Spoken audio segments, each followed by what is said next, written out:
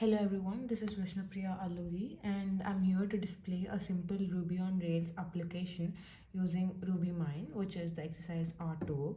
So for a better understanding, we start with the exercise R1, which includes the installation of RubyMine. So the first thing we do is, for the installation, we have many other applications that needs to be available on the PC. So the first thing is the Node version. The Node.js. So we check in every application's availability in our PC. So first is the Node version, we check it, then the npm version, the yarn version, and then we check in the Ruby version, which we install through the procedure that is mentioned to us, which is I've installed the 64-bit Ruby version because mine is a 64-bit PC. And then we have the gem version. These gems are used to basically run the Ruby Rails, which are a vital part. So we have the gem version too. And then we include the SQLite 3. So we use the syntax gem install SQLite 3 and we have the gem installed. Next is the Rails version. And then we connect to the desktop and then create a new project, which is Hello Web app. So this is the syntax Rails new, and then comes the project name. So this is the whole process where it gets created, and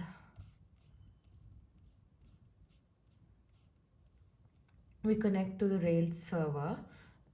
Now once it gets connected to the server, we check in the localhost 3000, and then we now can take a look at the server over here, which is our Ruby Rails version, which is downloaded. So this is the first part. Now we can again open the command prompt, then check in cd desktop, connect to the desktop, and then connect to the application, and then we have the code. Now this opens the VS Code where the gem files are stored.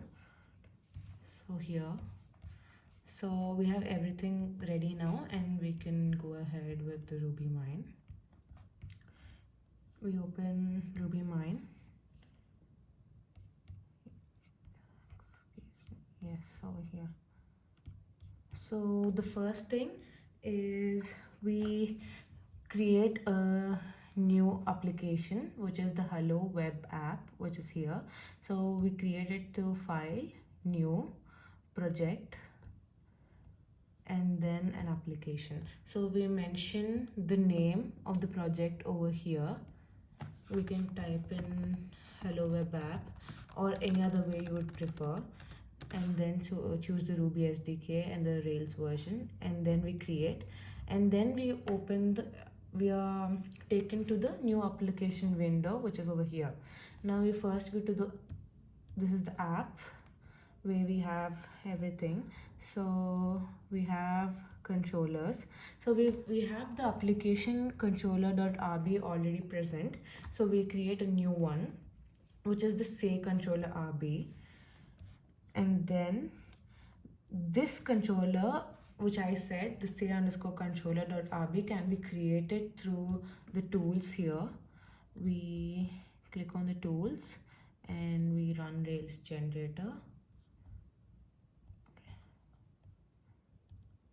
Yes, and then we click on Rails G controller to generate controller for the Rails application as mentioned. And then we create controller name as we said.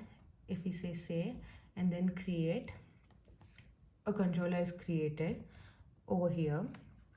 So we have a folder in view that is created, which is under the name of say,